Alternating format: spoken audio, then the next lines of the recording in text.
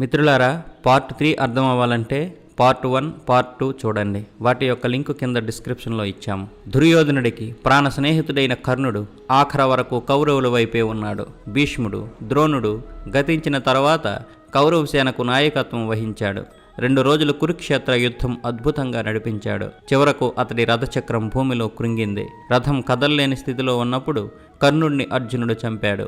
కుంతీదేవి అంతులేని శోకంలో మునిగిపోయింది. భరద్వాజ మహాముని పుత్రుడు ద్రోణుడు. ఈయన వేదంగాలన్నీ అభ్యసించాడు. తరువాత ధనుర్విద్య ఆశాంతం నేర్చుకున్నాడు.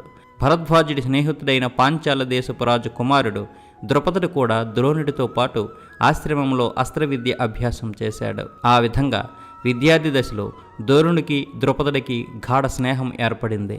ఆ స్నేహం కొద్దీ తాను తన ఆశ్రమం విడిచిపెట్టి పట్టణానికి వెళ్ళి రాజ్యం చేపట్టిన వెంటనే తన రాజ్యంలో సగభాగం ఇస్తానని ద్రుపదుడు ద్రోణుడికి మాట ఇచ్చాడు. ఆశ్రమవాసం పూర్తయిన తర్వాత ద్రోణుడు కృపాచార్యుడి చెల్లెలిని వివాహమాడి ఆమె వల్ల అశ్వత్థామ అనే కుమారుడిని కన్నాడు. ద్రోణుడికి తన భార్య అన్న కొడుకన్న అపరిమితమైన ప్రేమ.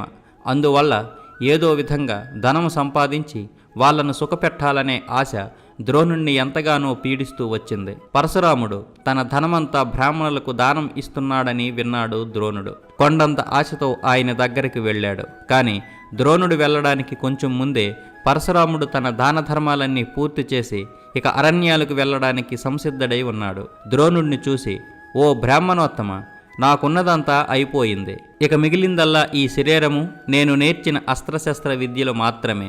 అవి నీకు చెప్పమంటావా అని అడిగాడు. మహాముని, నాకు ఆ అస్త్ర విద్యలైనా నేర్పండి, అంతే చాలు అని ద్రోణుడు పరశురాముడి దగ్గర సమస్త అస్త్ర విద్యలు చక్కగా నేర్చుకున్నాడు. తర్వాత పాంచాల దేశానికి వెళ్ళాడు.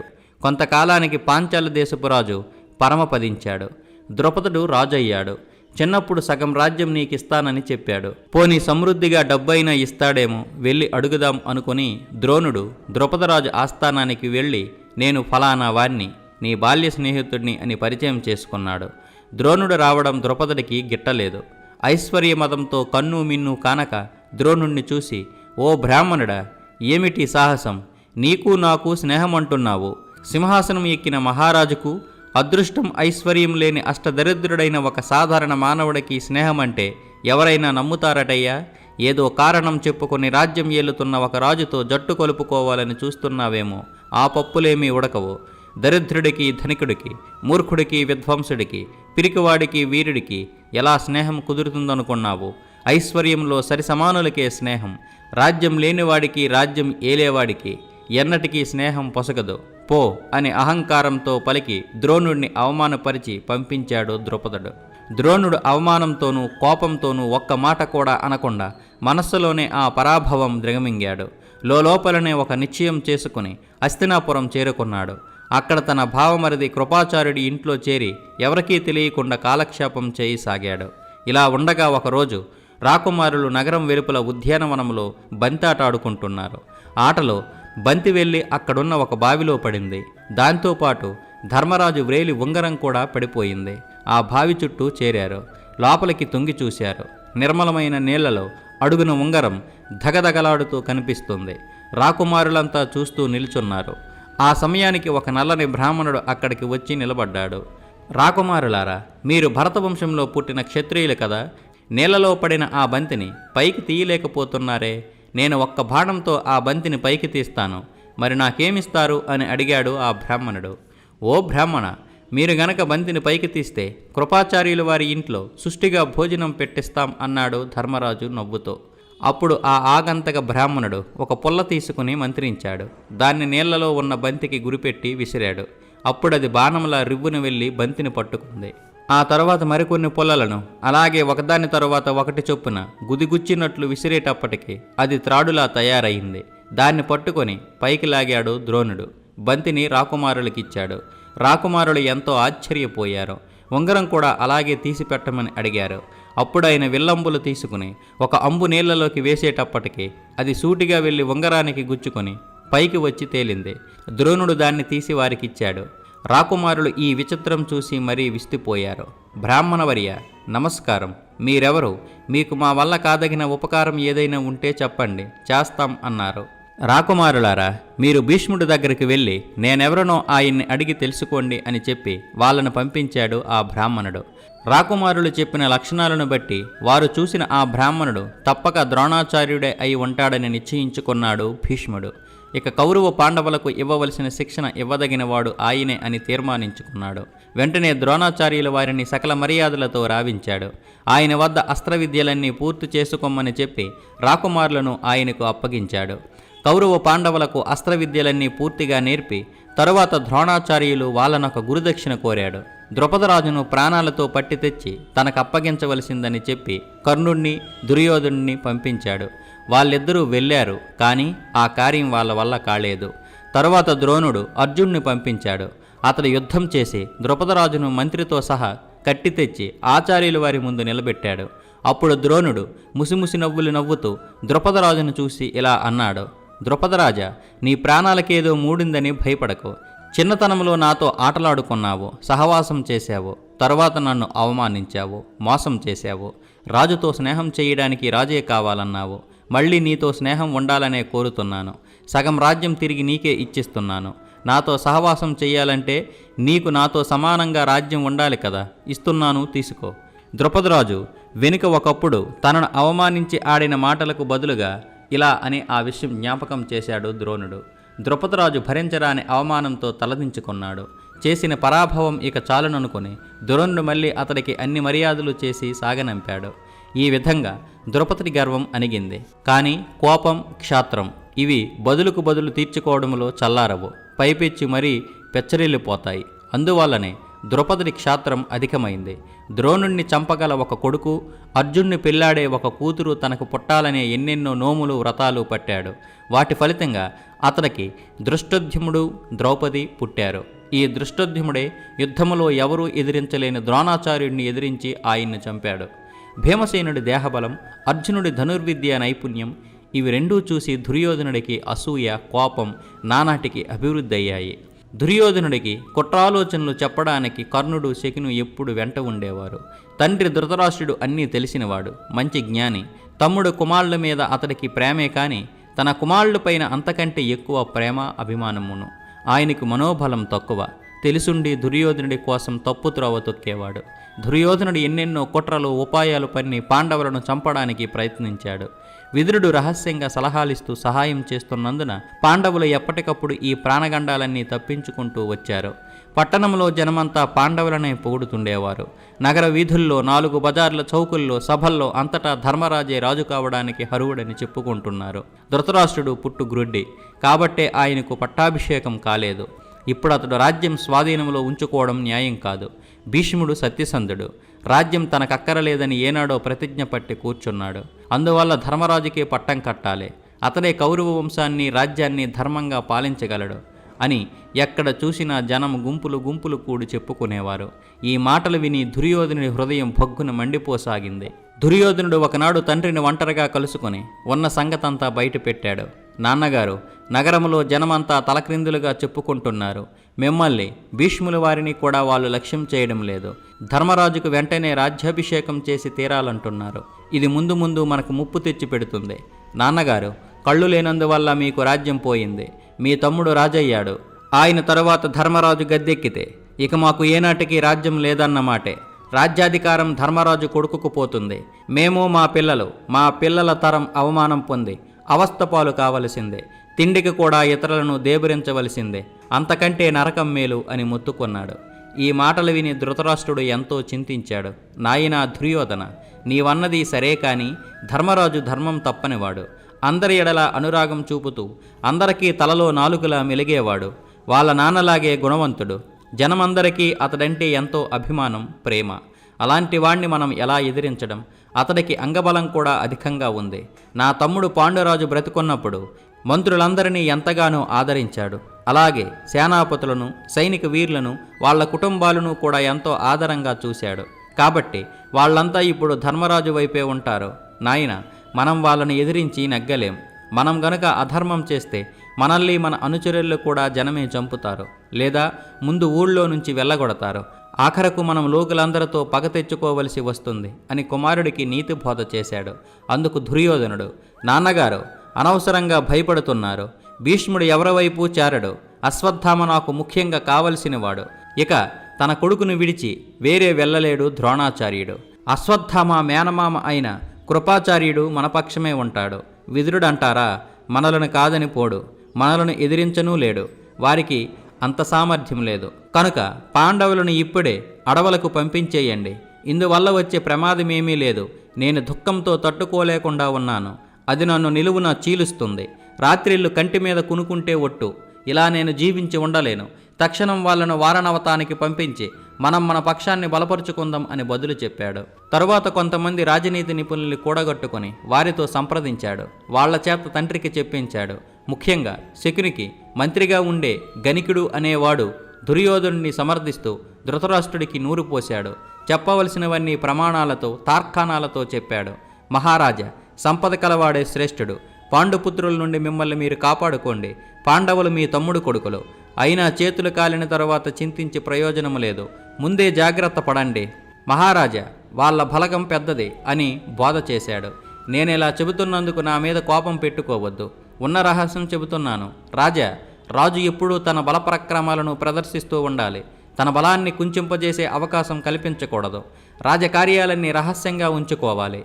ఒక కార్యం ప్రారంభిస్తే అది ఆశాంతం పూర్తయ్యే వరకు ఆగకూడదు. గుచ్చుకున్న ముళ్ళు మొదలంటూ తీసేయకపోతే అది ఎంతవరకు మానని పుండవుతుంది. పరాక్రమవంతులైన పగవాళ్లను అడుగంట అణచివేయాలి. బలహీనుడైనప్పటికీ శత్రువును అలక్ష్యం చేయకూడదు. చిన్న కనికెడు నిప్పు చాలు కారడవిని కాల్చడానికి. ఉపాయంతో శత్రువుల్ని హతమార్చాలి, కానీ దయచూపకూడదు. రాజా, మీరు పాండవులంటే అనవసరంగా అభిమానం చూపుతున్నారు. వాళ్ళు చాలా బలవంతులన్నమాట మరువండి అని మరీ బోధించాడు. తరువాత దుర్యోధనుడు తండ్రితో ఇలా అన్నాడు. నేను రాజసేవకులందరికీ బోలెడంత డబ్బు, ఎన్నెన్నో బహుమతులు ఇచ్చి సంతోషపెడుతూ వచ్చాను. వాళ్ళంతా మనకు సహాయంగానే ఉంటారు. మంత్రులందరినీ నా స్వాధీనంలో పెట్టుకునే ఉన్నాను. నాన్నగారు, మీరు గనక ఎలాగో ఒకలా ఇచ్చకాలు పలికి పాండవులను వారణవతానికి పంపిస్తే ఈ నగరం యావత్తూ మన వశంలో ఉంటుంది. నగరంలో జనులంతా మన చెప్పు చేతల్లో ఉంటారు. మనం ఏ చీకు చింత లేకుండా హాయిగా పరిపాలన చేసుకోవచ్చు. అంతా మన వైపు వచ్చి చేరుతారు. రాజ్యం మన చేతుల్లో బలపరుచుకున్న తరువాత కావలి వస్తే పాండవులు తిరిగి రావచ్చు. వచ్చిన అప్పుడు వాళ్ళ వల్ల మనకే అపాయము ఉండదు. ఇదే ధోరణిలో ఇంకా చాలామంది చెప్పారు. ఈ మాటలన్నీ విని దిటవు చెడి చివరకు ధృతరాష్ట్రుడు తన కొడుకు చెప్పిన ఆలోచనకు ఒప్పుకున్నాడు. కావలసిన ఏర్పాట్లన్నీ జరిగిపోయాయి. పాండవుల చెవులలో పడేటట్లుగా వారణవతపురంలోని అందచందాలను గూర్చి మంత్రులంతా ఘనంగా చెప్పుకోసాగారు. ఇంతలో ఆ నగరంలోని శివాలయంలో బ్రహ్మాండమైన ఉత్సవాలు జరగబోతున్నాయని కూడా గుసగుసలాడుకున్నారు. అక్కడికి వెళ్లాలని పాండవులు తమంతట తామే కోరేటట్లు చేశారు. మీ కోరిక నేనెందుకు కాదనాలి నాయనలారా? తప్పక వెళ్ళి అక్కడ ఉత్సవాలు, ఊరేగింపులు చూసి రండి. అక్కడ జనం కూడా మిమ్మల్ని చూడాలని ముచ్చట పడుతున్నారు. వాళ్ల ముచ్చట కూడా తీర్చండి అని ధృతరాష్ట్రుడు ఎంతో నయాగారంగా, ఎంతో ప్రేమ ఉట్టిపడుతున్నట్లు చెప్పాడు. పాండవులు, భీష్ముడు మరికొంతమంది పెద్దల వద్ద సెలవు పుచ్చుకొని వారణవతపురం చేరడానికి బయలుదేరారు. దుర్యోధనుడికి పరమానందమైంది. వారణావత పట్టణంలోనే కుంతిని, పాండవుల్ని చడీచప్పుడు కాకుండా చంపడానికి దుర్యోధనుడు, శకుని, కర్ణుడు కలిసి ఆలోచన చేసి ఒక పన్నాగం పన్నారు. పురోచనుడు అనే మంత్రిని రప్పించి అతడితో మంత్రాంగం జరిపి రహస్యంగా ఒక ఏర్పాటు కావించారు. అతడు కూడా అంతా తాను పూర్తి చేస్తానని మాట ఇచ్చాడు. పాండవులు వారణావతపురం చేరే లోపలనే పురోచనుడు వేగంగా ఒక వాహనం మీద ముందే వెళ్ళి ఆ నగరం చేరుకొన్నాడు. పాండవులు వస్తే ఆ నగరంలో ఉండడానికి ఒక అందమైన మేడ కట్టించాడు.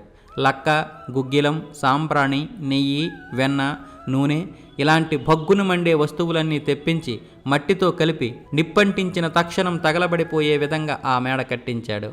మధ్య మధ్య అందమైన అలంకారాలన్నీ అమర్చాడు. వాటిలోనూ నిప్పంటుకోవడానికి వీలయ్యే దినుసులు బహునేర్పుగా పెట్టించాడు. ఈ విధంగా అందచందాల లక్క మేడ తయారైంది. మనోహరమైన చక్కని పాన్పులు, ఆసనాలు అన్నీ ఆ లక్క ఇంట్లో ఏర్పాటు చేసి ఉంచాడు. ఆ మేడ పూర్తయ్యే పర్యంతం పాండవులు ఏమాత్రం అనుమానపడకుండా విడిది చేయడానికి తగిన వసతులన్నీ చూసి ఉంచాడు. పాండవులు వచ్చి ఆ లక్క మేడలో బస చేసిన తర్వాత ఒక రాత్రి వారు బాగా నిద్రపోతున్న సమయం చూసి రాత్రికి రాత్రి మేడకు నిప్పంటించి వారిని తుదముట్టించాలని తీర్మానించుకొని అందుకు తగిన కట్టుదిట్టమంతా చేశాడు. కొన్నాళ్ళు ఆ లక్క ఇంట్లో సుఖంగా ఉన్న తర్వాత ఊర్లో జనానికి ఎవరికి ఎంతమాత్రం తెలియని విధంగా అకస్మాత్తుగా దానికి నిప్పు పెడితే అదేదో ప్రమాదవశాత్తు జరిగినట్లు అనుకుంటారే కానీ కౌరవుల మీద ఎవరూ మాట వేయరని దుర్యోధనుడి పథకం. పెద్దలందరికీ నమస్కరించి సమవయస్కులకు సందిటి తీసి కౌగిలించుకొని అందరి వద్ద సెలవు పుచ్చుకొని పాండవులు వారావతపురం వెళ్ళారు. నగరములోని జనులు పాండవులను సాగనంపడానికై వారి వెంట చాలా దూరం నడిచి వెళ్ళారు. విదురుడు ధర్మరాజుకు వీడ్కోలు చెబుతూ మర్మంగా ఇలా చెప్పాడు: రాజనీతిలో నిపుణుడైన పగవాడి ఆలోచనలను జాగ్రత్తగా పసిగట్టి తెలుసుకొన్నవాడే ఆపదల నుండి గట్టెక్కుతాడు. ఇనుముతో చేయని మహావాడి ఆయుధాలు కూడా ఉంటాయి. వాటికి తట్టుకోగల ఉపాయం ఎవడైతే కనిపెడతాడో వాడు శత్రువుల చేతుల్లో ఎన్నటికీ చావడు.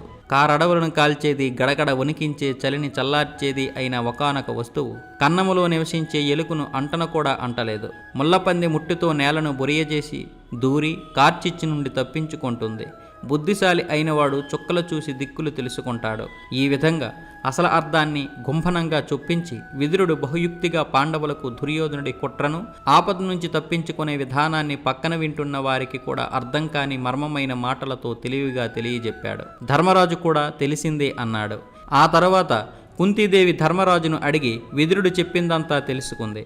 మొదట ఎంతో సంతోషంగా బయలుదేరిన వాళ్ళల్లా చివరకు అంతులేని ఆందోళనతో వారణావతపురం చేరుకున్నారు. పాండవులు తమ నగరానికి విచ్చేస్తున్నారని ముందుగానే విన్న వారణావత ప్రజలు స్వాగతమిచ్చారు. తమకై ఏర్పాటు చేసిన విడుదల్లో పాండవులు కొన్నాళ్ళున్నారు.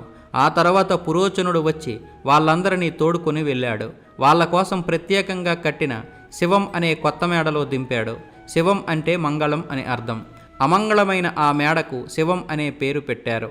విదురుడు గోప్యంగా చెప్పిన మాటలన్నీ జ్ఞాపకం పెట్టుకున్న ధర్మరాజు ఆ మేడనంతా ఒక మాటు జాగ్రత్తగా పరిశీలించి చూశాడు. అది తప్పక నిప్పుకు ఎరకావడానికే కట్టిందని సందేహం లేదని తెలుసుకున్నాడు.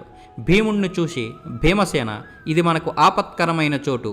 ఈ విషయం మనకు తెలిసినప్పటికీ వాళ్ళ కుట్ర మనం కనిపెట్టామన్న సంగతి పురోచనుడికి తెలియనివ్వకూడదు.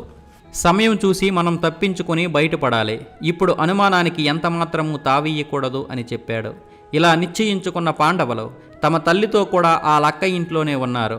ఈ లోపున విదురుడు సమర్థుడైన సొరంగాలు త్రవ్వేవాడిని ఒకడిని పాండవులకు సహాయం కోసం అక్కడికి పంపించాడు. అతడు వచ్చి ధర్మరాజును ఒక చోట ఏకాంతంగా కలుసుకున్నాడు. విదురుడు అంతకుముందే గోప్యమైన భాషలో చెప్పిన అంశాలు జ్ఞాపకం చేసి తనపై నమ్మకం కలిగించాడు. మీకు కావలసిన విషయంలో సహాయం చేయడానికి నేను వచ్చాను అన్నాడు. తరువాత ఆ సొరంగాలు తవ్వేవాడు తెలివిగా పురోచనుడికి ఏమాత్రం తెలియకుండా రహస్యంగా ఎన్నో రోజులు పనిచేశాడు. ఆ లక్క ఇంట్లో నుంచి బయటికి నేలలో ఒక పెద్ద సొరంగం త్రవ్వాడు. దాని గుండా ఎవరికంటా పడకుండా అపాయం లేని ఒక చోటుకు చేరుకునే మార్గం ఒకదాన్ని బహునేర్పుగా నిర్మించాడు. పురోచనుడు లక్కమేడ వాకిటనే నివసిస్తూ వచ్చాడు. పాండవులు రాత్రిళ్ళు ఆయుధాలు పట్టుకొని కంటి మీద నిద్ర అనేది లేకుండా బహుజాగ్రత్తగా ఉంటూ వచ్చారు. పగటి వేళల్లో బయటికి అడవిలో వేటకని వెళ్ళినట్లు వెళ్ళి ఆ చుట్టుప్రక్కల ప్రాంతాలన్నీ చూసి వస్తున్నారు. అక్కడున్న దారులు, డొంకలు గుర్తించుకుంటున్నారు. అక్కడ ఉంటూ రహస్యాలన్నీ తెలుసుకుంటున్నారు. పురోచనుడిని పూర్తిగా నమ్మినట్టే ప్రవర్తిస్తూ అతడికి అణుమాత్రం సందేహం కలగకుండా తాము నిజంగా ఎంతో సంతోషంగా ఉన్నట్లే కనిపిస్తూ లోపల ఉన్న భయం, దుఃఖం, అనుమానం, ఆందోళన అన్నీ మనసుల్లోనే కప్పిపెట్టుకుంటూ నేర్పుగా వ్యవహరిస్తూ వచ్చారు. జనం ఎవ్వరూ అనుమానించిన విధంగా ఆ ఇంటికి నిప్పంటించి సర్వనాశనం చెయ్యాలని మంచి తరుణం కోసం అలాగే 1 సంవత్సరమంతా కాచు కూర్చున్నాడు పురోచనుడు. చివరికి ఒకనాడు ఇదే మంచి సమయం అని నిర్ణయించుకున్నాడు పురోచనుడు. బుద్ధిశాలి అయిన ధర్మరాజుకు పురోచనుడి మనస్సులో ఉన్న దురాలోచన తెలిసింది. తన తమ్ములను పిలిచి, ఈ పాపిష్టివాడు మనల్ని చంపడానికి సమయం వచ్చిందనుకుంటున్నాడు. ఇక మనం తప్పించుకొని పారిపోవాలి. ఇదే తరుణం అని చెప్పాడు. కుంతీదేవి ఆనాడు అన్నదానం ఒకటి ఏర్పాటు చేసింది. ఆ మేడలోని పరిచారకులందరూ కడుపు నిండా భోజనం చేసి రాత్రికి మైమరిచి నిద్రపోయేటట్లు సన్నాహాలు చేసింది. అలాగే ఒక భోయవనిత, ఆమె 5 పిల్లలు భోజనాలు చేసి నిద్రపోయారు. అర్ధరాత్రి వేళ భీమసేనుడే ఆ ఇంటికి అనేక చోట్ల నిప్పంటించాడు. వెంటనే కుంతీదేవితో సహా పాండవులు సొరంగ మార్గాన బయలుదేరి చీకట్లలో తడుముకుంటూ వెళ్ళి ఎలాగో బయటపడ్డారు. ముట్టించిన తక్షణమే నిప్పు ఆ ఇల్లు నలువైపులా చుట్టుముట్టింది. పురోచనుడున్న చోటు కూడా అంటుకుంది. ఊళ్ళో వాళ్లంతా పరుగును వచ్చి తగలబడిపోతున్న ఆ మేడను చూశారు. లబోదిబోమంటూ అరుస్తూ గోల పెట్టారు. అయ్యో, ఏం పాపం చేశారే అని జనం కౌరవులను అనేక విధాల తిట్టిపోశారు. లక్కమేడ సమూలంగా బుగ్గైపోయింది. పురోచనుడు కూడా అనుకోకుండానే అగ్నికి ఆహుతైపోయాడు. వారావతారంలో ఉన్న జనం పాండవులున్న ఇల్లు తగలపడిపోయింది. ఎవరూ ప్రాణాలతో తప్పించుకొని బయటపడలేదు అని హస్తినాపురానికి వార్త పంపించారు. అప్పటి ధృతరాష్ట్రుని మనస్థితిని వ్యాస మహర్షి ఎంతో రమణీయంగా వర్ణించాడు. వేసవి కాలంలో ఒక లోతైన మడుగులో నీరు అడుగున చల్లగా పైన ఉష్ణంగా ఉన్నట్లు ధృతరాష్ట్రుడి మనస్సులో లోపల ఆనందం పైన దుఃఖం ఉన్నాయని వ్యాసుడు చెప్పాడు. పాండవులు మరణించారనుకునే ధృతరాష్ట్రుడు ఆయన కొడుకులు అలంకారాలు ఆభరణాలు అన్నీ తీసి కట్టుబట్టలతో గంగ ఒడ్డుకు వెళ్ళారు. తర్పణాదులు విడిచారు. అందరూ చేరి ఎంతో దుఃఖంతో ఉన్నట్లు వాపోయారు. విదురుడు మాత్రం చావు పుట్టుకలు రెండూ విధి ప్రకారం జరుగుతాయన్న వేదాంత ధోరణిలో ఎక్కువగా దుఃఖించనట్లు కనిపించాడు. అదొక వేదాంతం అనుకున్నారు చూసిన వాళ్ళంతా. కానీ నిజమైన కారణం అది కాదు. పాండవులు చనిపోలేదని, తప్పించుకొని పోయి ఎక్కడో బ్రతికే ఉన్నారని విదురుడికి నిశ్చయంగా తెలుసు. ఒకవైపు నలుగురితో పాటు విచారిస్తూనే మరోవైపు ఈ పాటికి పాండవులు ఎంత దూరం పోయి ఉంటారు, ఇప్పుడు ఎక్కడ ఉంటారు అని ఊహలతో లెక్కలు కట్టుకుంటూ ఉన్నాడు. భీష్ముడు దుఃఖ సముద్రములో మునిగి ఉండడం చూసి విదురుడు తన పథకాన్ని వివరించి చెప్పాడు. పాండవులు బ్రతికే ఉన్నారని రహస్యంగా ఆయనకు చెప్పి సంతోషపెట్టాడు. రాత్రంతా మేలుకుని ఉండడం వల్ల, దిగులు భయం వల్ల సోదరులు తల్లి కుంతీదేవి అలసి సొలసి ఉండడం చూశాడు. వాయునందనుడైన భీమసేనుడు తల్లిని భుజం మీద, నకులు సహదేవుల్ని శంకల్లోనూ ఎత్తుకొని ధర్మరాజును అర్జున్ని రెండు చేతులా పట్టుకొని మెల్లమెల్లగా నడిపించుకుంటూ గున్న ఏనుగుల అడవిలో తీగలను డొంకలను తప్పించుకుని దారి చేసుకుంటూ వెళ్ళాడు. గంగానది దగ్గరికి వచ్చేటప్పటికి అక్కడ విదురుడు పంపిన పడవ తయారుగా ఉంది. ఆ పడవ వాళ్ళు తమ మిత్రకోటిలోని వారేనని, నమ్మతగ్గ వారేనని ముందే దిట్టపరుచుకొని రహస్యం బయటికి పొక్కనివ్వరని నిశ్చయం చేసుకొని ఆ పడవ ఎక్కి నదిని దాటారు. తరువాత అరణ్యములో ఒక పగలంతా గబగబా కాలినడకన ప్రయాణం చేశారు. చీకట పడగానే అడవలో క్రూరమృగాల భయంకరమైన అరుపులు ఆరంభమయ్యాయి. దాహం వల్ల, అలసట వల్ల, నిద్రలేమి వల్ల అడుగు తీసి అడుగు పెట్టడానికి కూడా శక్తి లేక పాండవుల తల్లి అయిన కుంతితో కూడా అక్కడే క్రింద కూలబడిపోయారు. ధృతరాష్ట్రుడు కుమారులు నన్ను ఎత్తుకుని పోతే పోని, నేను మాత్రం కాలు కదపలేను, ఎక్కడే పడి ఉంటాను అంది కుంతి. అలాగే కుప్పకూలిపోయింది. దాహంతో అందరికీ నాలుక పిడచకట్టుకుపోయింది. కన్ను పుడుచుకున్నా కనిపించని ఆ కటికి చీకట్లో భీముడు ఎక్కడినుంచో తన ఉత్తరీయం తడుపుకొని తామరాకులు సంపాదించి దొన్నులు చేసి నీళ్లు పట్టుకొచ్చాడు. తల్లి కుంతీదేవికి అన్న తమ్ములకు ఇచ్చాడు. అలా దప్పికి తీర్చుకొని బడలిక వల్ల అంతా అక్కడే ఒళ్ళు తెలియకుండా నిద్రపోయారు. భీమసేనుడు మాత్రం ఏదో ఆలోచిస్తూ అలాగే మెలకువతో ఉన్నాడు. అడవిలో రకరకాల చెట్లు, తీగలు, క్రూర మృగాలు, సాధు జంతువులు అన్నీ కలిసిమెలిసి ఉండడం లేదా? మరి ఈ దురాత్ములు ధృతరాష్ట్రుడు, దుర్యోధనుడు మాత్రం ఎందువల్ల మా మీద ఇంత పగబట్టారు, ఎందువల్ల ఇంత సాధిస్తున్నారు అని పరిపరి విధాల తలపోయి సాగాడు. ఆ ఆలోచనలతో అతని మనస్సు అల్లకొల్లాలమైపోయింది. ఎన్నెన్నో ఆపదలకు గురవుతూ ఆ అరణ్యములో ప్రయాణం సాగించారు పాండవులు. కొన్ని చోట్ల త్వరగా నడవడానికి తల్లిని ఎత్తుకోవలసి వచ్చేది. కొన్ని చోట్ల అడుగు ముందుకు వేయలేక అలాగే కాసేపు ఆగిపోవలసి వచ్చేది. ఒక్కొక్కప్పుడు మనస్సులో పొంగిపొర్లే దుఃఖం మరిచిపోవడానికి ఒకరితో ఒకరు పోటీ పడుతూ ముందుకు సాగవలసి వచ్చేది. మార్గం మధ్యలో వారికి వ్యాస భగవానుడు తటస్థించాడు. అందరూ ఆయన పాదాలకు నమస్కరించారు. ఆయన ప్రసన్న వదనుడై చల్లని మాటలతో వారిని వాదార్చాడు, ధైర్యం చెప్పాడు. తమకు సంభవించిన కష్టాలు, దుఃఖాలు వెళ్ళబోసుకున్న కుంతీదేవిని వ్యాసమహర్షి ఇలా వాదార్చి సమాధానపరిచాడు. ఏ మనిషి అయినా సరే ఎల్లప్పుడూ ధర్మమే చేయడం సాధ్యం కాదు. అలాగే ఎంత పాపాత్ముడైనా సరే ఎల్లవేళలా పాపమే చేస్తూ ఉండలేడు. పాపపుణ్యాలు రెండూ చేయనివాడు ఈ లోకంలో లేనేలేడు. చేతులారా చేసిన కార్యాలకు ఫలితం వాడు అనుభవించి తీరాల్సిందే. అందువల్ల వీటి కోసం విచారించి వ్యసనపడి మనస్సు పాడు చేసుకోవద్దు. తరువాత వ్యాసమహర్షి సలహా ప్రకారం పాండవులంతా బ్రాహ్మణ వేషాలు ధరించారు. ఏకచక్రపురం చేరుకొని అక్కడ ఒక పేద బ్రాహ్మణుడి ఇంట చేరారు. బ్రాహ్మణుల బ్రహ్మచారుల మాదిరిగానే రోజు ఊరంతా తిరిగి ఉపాదానం ఎత్తడం మొదలుపెట్టారు పాండవులు. దొరికిందేదో తెచ్చి తల్లికిచ్చి అందరూ పంచుకుని తింటూ కాలక్షేపం చేయసాగారు. పాండవులు ఏకచక్ర నగరములో బ్రాహ్మణ వేషాలతో జీవిస్తుండేవారు. బ్రాహ్మణ వీధిలో ఉపాదానమెత్తి దొరికింది తెచ్చి కుంతీదేవికిస్తున్నారు. అందరూ పంచుకొని తింటున్నారు. భిక్షాటనకి వెళ్ళిన కొడుకులు ఇల్లు చేరే వరకు కుంతి బెంగ పెట్టుకుని కూర్చునేది. వేళకి ఇంటికి రాకపోతే ఏమైందో అని ఆందోళన పడేది. తెచ్చిన అన్నం 2 భాగాలు చేసి ఒక సగభాగం భీముడికి పెట్టేది తల్లి. తక్కిన సగభాగం 5 భాగాలు చేసుకొని తాను మిగిలిన 4 కొడుకులు పంచుకొని తినేవారు. భీమసేనుడు వాయుదేవుడి అంశ. అందువల్ల అతడికి బలము ఎక్కువే, ఆకలి ఎక్కువే. భీముడికి వృకోదరుడని మరొక పేరు ఉండేది. అంటే తోడేలు కడుపులాగా చిన్నది, కొంచెంతో తృప్తి పడనిది అయిన కడుపు కలవాడని అర్థం. ఏకచక్రపురంలో రోజు దొరుకుతూ ఉన్న భిక్షాన్నం భీమసేనుడికి ఎంతమాత్రం చాలడం లేదు. పుల్లలాగా సన్నగిల్లి మనిషి సగమైపోయాడు. శరీరం రంగు మారింది. ఇది చూసి తల్లి కుంతీదేవికి అన్న ధర్మరాజుకు చాలా దుఃఖంగా ఉండేది. కొన్నాళ్లకు భీముడు ఒక కుమ్మరివాడితో స్నేహం చేశాడు. వాడికి కుమ్మర మన్ను తెచ్చి తవ్విచ్చేవాడు. అందుకు వాడొక పెద్ద బాణ తయారు చేసి భీముడికిచ్చాడు. ఆ బాణ పట్టుకుని భీముడు భిక్షాటనానికి బయలుదేరేవాడు. వీధిలో పిల్లలంతా భీమసేనుణ్ణి అతడి పెద్ద బాణను చూసి పకపకా నవ్వుతూ గేలి చేసేవాళ్ళు. ఒకనాడు భీముడు తప్ప తక్కిన వాళ్ళంతా భిక్షాటానికి వెళ్ళారు. భీముడు మాత్రం ఇంటి వద్దనే కుంతీదేవిని కనిపెట్టుకుని ఉన్నాడు. ఆ సమయంలో వారుంటున్న ఇంటి యజమాని కాపురమున్న భాగంలో నుండి ఏదో ఆర్తనాదం లాంటిది వినిపించింది. ఏదో పెద్ద ఆపద మూడినట్లు ఏడుపులు పెడబొబ్బులు వినిపించాయి. వెంటనే కుంతీదేవి సంగతేమిటో తెలుసుకుందామని లోపలికి వెళ్ళింది. ఆ ఇంటి బ్రాహ్మణుడు, ఆయన భార్య ఏదో తెంపు లేకుండా గోల పెడుతూ ఒకరిని చూసి ఒకరు గోడును ఏడుస్తున్నారు. దౌర్భాగ్యురాలా, నేను చెప్పిన మాట నీవు వినిపించుకుంటేగా ఈ ఊరు విడిచిపెట్టి పోదామే అని ఎన్నోసార్లు మొత్తుకున్నాను. కానీ నీవు ఒప్పుకొని చస్తేగా ఇక్కడ పుట్టాను, ఇక్కడే పెరిగాను, ఇక్కడే చావాలంటూ మొండిపట్టు పట్టుకొని కూర్చున్నావు. మీ అమ్మ, నాయన, చుట్టాలు అంతా పోయిన తరువాత కూడా ఉన్న ఊరు ఇక్కడే ఉండాలని ఆశ పెట్టుకున్నావు. నాకు సహధర్మచారినివి, స్నేహితురాలివి, పుత్ర సంతానమిచ్చిన భార్యవు, తల్లిలాగా ఉన్నదానివి. ఇలా నాకు అన్నీ నీవేగా ఉంటున్న నిన్ను కోల్పోవడానికి నేనెలా సమ్మతించేది? నా ప్రాణాలు కాపాడుకుని నిన్ను యముడు పాలికి పట్టించడం నా వల్ల కాదు. ఈ చిన్నపిల్ల మన సొత్తు కాదు. రాబోయే దాని భర్తకు అప్పగించడానికి భగవంతుడు దీన్ని మన దగ్గర దాచిపెట్టాడు. వంశవృద్ధి కోసం దేవుడు మనకిచ్చిన ఈ పిల్లను చావనివ్వడం అధర్మం. అలాగే మన కడుపును పుట్టిన ఈ పసిపిల్లవాడిని చావమని పంపించడం కూడా వీలుపడదు. నీకు, నాకు, మన పితృదేవతలకు పిండం పెట్టి తర్పణం విడవడానికి హరువుడు ఈ పిల్లవాడు. వీడిని యముడు పాలికి పంపి మనం ఎలా జీవించి ఉంటామే? అయ్యయ్యో, నా మాట నీ చెవికెక్కలేదు. ఇక ఇప్పుడు ఫలితం అనుభవించక తప్పదు. తక్షణమే ఇప్పుడు మన వంతు పంపించి తీరాలి. పోని నేనే ప్రాణాలు విడిద్దామంటే నేను పోయిన తరువాత ఈ పిల్లలు ఈ లోకంలో ఎలా బ్రతుకుతారు? అయ్యో, నేనేమి చేసేది? ఇదంతా చూస్తే మనమంతా కలిసి కట్టుకొని చావడం మంచిదని తోస్తుంది అని చెప్పి ఆ బ్రాహ్మణుడు వలవలా ఏడ్చాడు.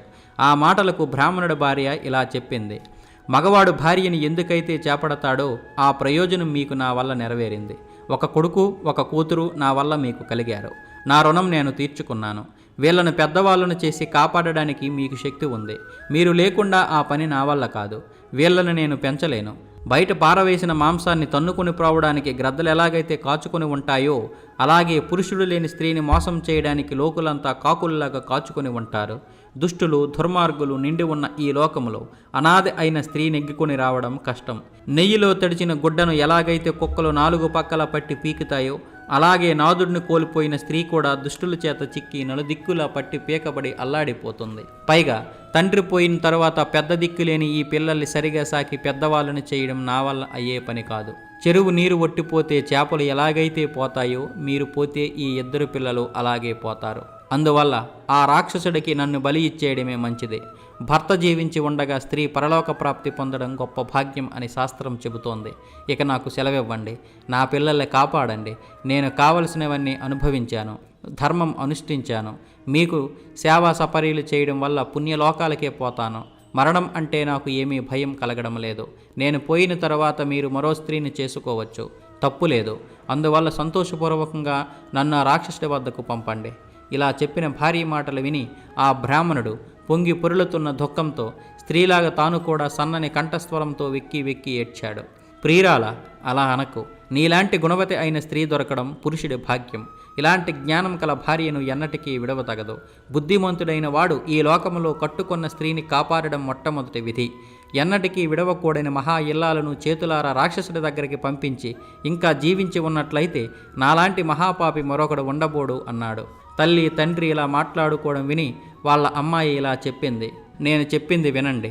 విన్న తర్వాత మీ ఇష్టం వచ్చినట్లు చెయ్యండి. ఎటు చూసినా ఈ గండం గడవడానికి నన్నొక్కదాన్ని మీరు అర్పించవలసి ఉంది. నన్ను ఆ రాక్షసుడి దగ్గరికి పంపండి. నాన్నగారు, నేనొక్కదాన్ని పోతే తక్కిన వాళ్ళంతా బ్రతుకుతారు. నావతో నది దాటినట్లు నా వల్ల ఈ ఆపద గడిచి గట్టెక్కండి. మీరు కనుక పరలోకానికి పోతే ఈ పసిపిల్లవాడు కూడా దిక్కులేక చనిపోతాడు. మీరు గనుక మరణిస్తే చిన్నపిల్లనైన నేను అనాథనైపోతాను.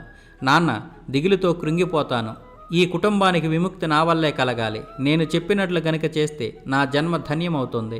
నా శ్రేయస్సు కోసమైనా నన్ను ఆ రాక్షసుడికి ఇచ్చివేయండి నాన్న. ఆ అమ్మాయి మాటలు విని తల్లి, తండ్రి ఆ పిల్లను కౌగిట్లోకి తీసుకుని ఎంతో ప్రేమతో ముద్దాడి కడుపులు తరుక్కుపోయేటట్లు ఏడ్చారు. వాళ్ళంతా ఇలా ఏడవడం చూసిన పసిపిల్లవాడు తన జాలి కండ్లతో అమ్మ ఏడవకు, నాన్న ఏడవకు, అక్క ఏడవకు అంటూ వచ్చిరాని ముద్దు మాటలతో ఒక్కొక్కరి దగ్గరికి వెళ్ళి బ్రతిమిలాడాడు. ఒక్కొక్కరిని గడ్డం పట్టుకుని వాదర్చాడు. తరువాత టఫీమని లేచి అక్కడ ఒక మూలపడి ఉన్న కర్ర మొక్క ఒకటి తీసుకున్నాడు. ఇదిగో దీంతో ఆ రాక్షసుడి దగ్గరికి పోయి చంపుతా అని గర్జించినట్లు బిగ్గరగా అరిచాడు. అంత దుఃఖంలో ఉండి కూడా పిల్లవాడి మాటలు విని అందరూ పకపకా నవ్వారు. అదే మంచి సమయమని కనిపెట్టి కుంతీదేవి వాళ్ళ దగ్గరకు వెళ్ళింది.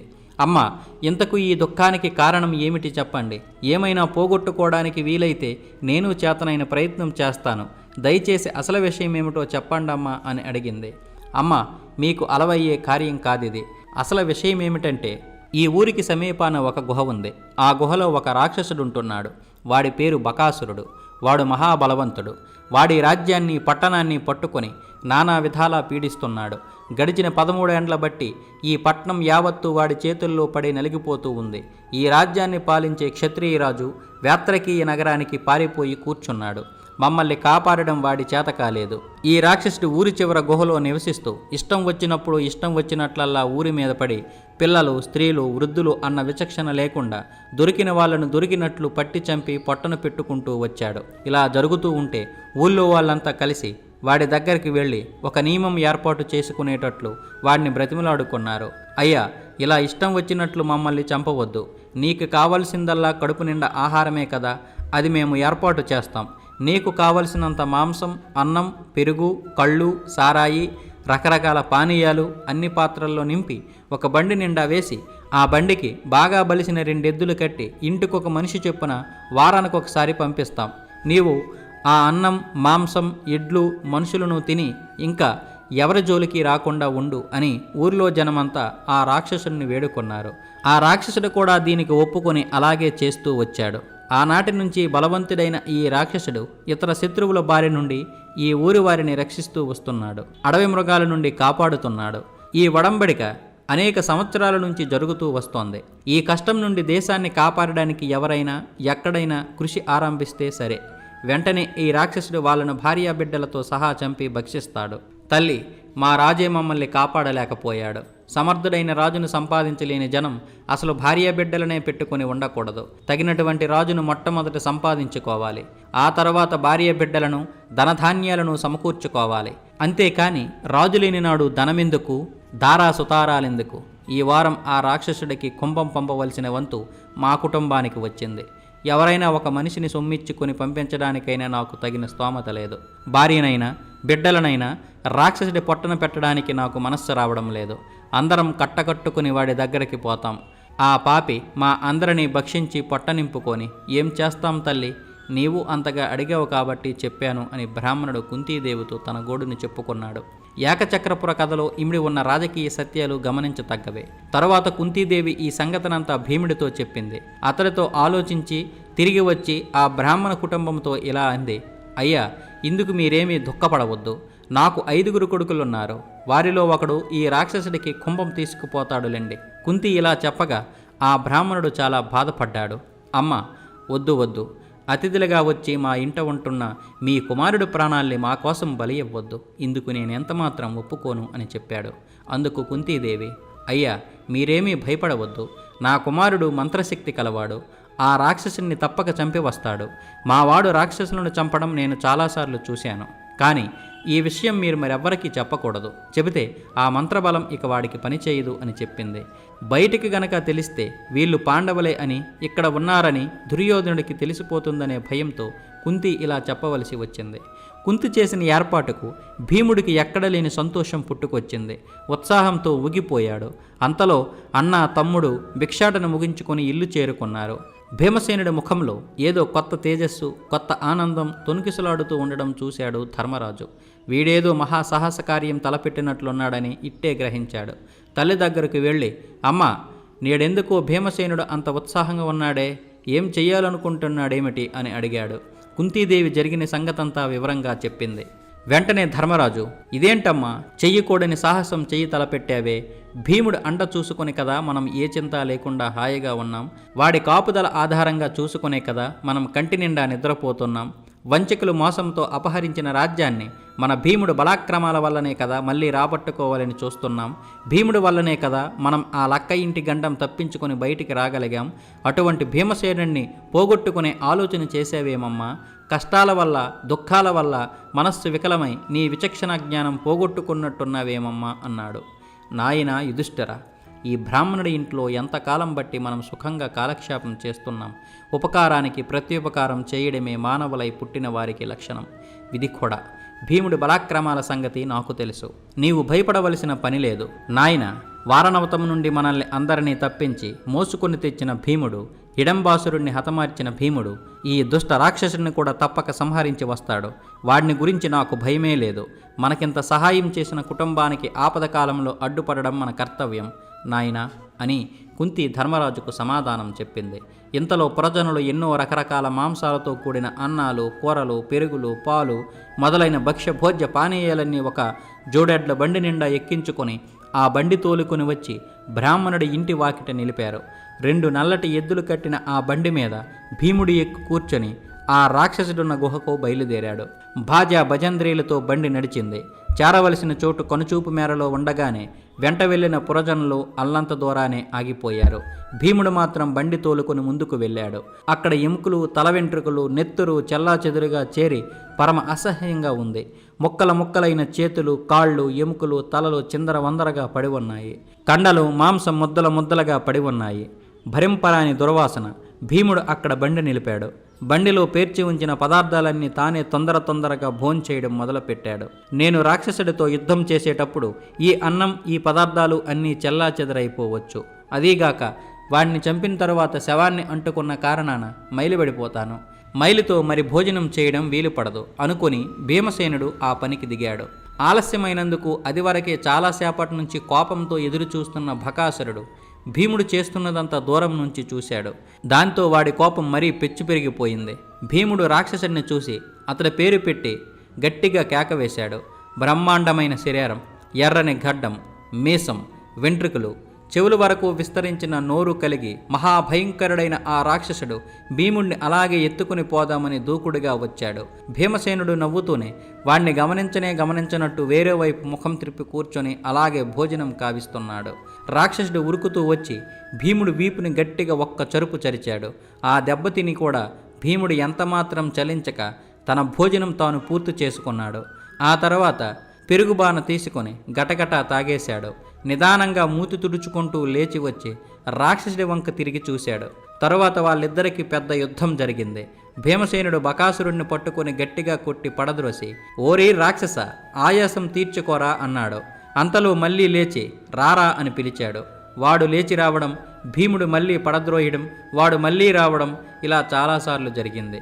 చివరకు భీముడు ఆ రాక్షసుడిని క్రింద పడివేసి వీపు పైన మోకాలు అణిచిపట్టి కూర్చొని వాడి ఎముకలు ఎక్కడికక్కడ విరిచేశాడు. బకాసురుడు భయంకరంగా అరుస్తూ నోట నెత్తురు కక్కి ప్రాణం విడిచాడు. భీముడు వాడి శవాన్ని జరజరా లాగుకొని వెళ్ళి నగర గోపుర ద్వారం చెంత పడివేసి సరాసరి ఇంటికి వెళ్ళి స్నానం చేసి జరిగిన సంగతంతా పూచగుచ్చినట్లు తల్లికి చెప్పాడు. ఆమె ఎంతో సంతోషించింది. పురవాసులందరూ బ్రహ్మానందం చెందారు. మిత్రులారా, ఇంతవరకు ఈ వీడియో చూశారు కదా. ఈ వీడియోపై మీ అమూల్యమైన అభిప్రాయాన్ని కామెంట్ రూపంలో తెలియచేయండి. అలాగే ఈ వీడియో కనుక నచ్చినట్లయితే లైక్ చేయండి, షేర్ చేయండి, సబ్స్క్రైబ్ చేసుకోవడం మాత్రం మర్చిపోకండి. తెలుగు వారికి వందనం, తెలుగు జాతికి అభివందనం. భారత్ మాతా కీ జై. జై హింద్.